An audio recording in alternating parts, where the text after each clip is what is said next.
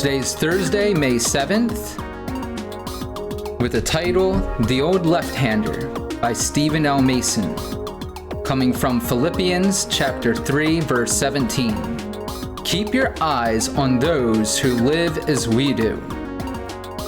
When I was a child, the Cincinnati Reds were my favorite baseball team.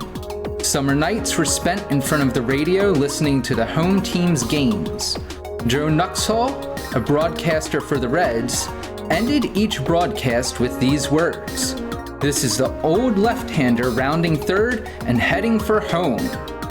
Now that I've rounded second and am halfway around the bases in my life, I've developed an interest in how those in life's later innings are preparing for their final out.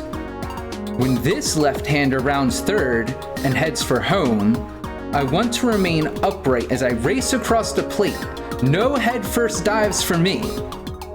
I believe that the way individuals live their lives prepares them for how they approach death. In today's passage, Paul's words broadcast a call for believers to concern themselves with how they live in the present and as they head for home. How can you live with a godly life in mind?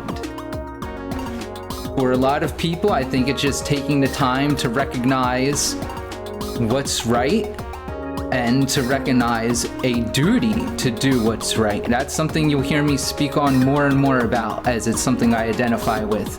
For me, in order to live a more godly life, it's really about, as my pastor says, Isaac Riggins, to be a disciple and to make sure that I'm being a disciple who's living with grace and with duty, without ignorance. If I know what's right, I should be doing what's right. And I hope that more and more individuals are able to identify with messages like this and to find the courage to embrace the uphill struggle that is the duty to do what's right. Thank you very much.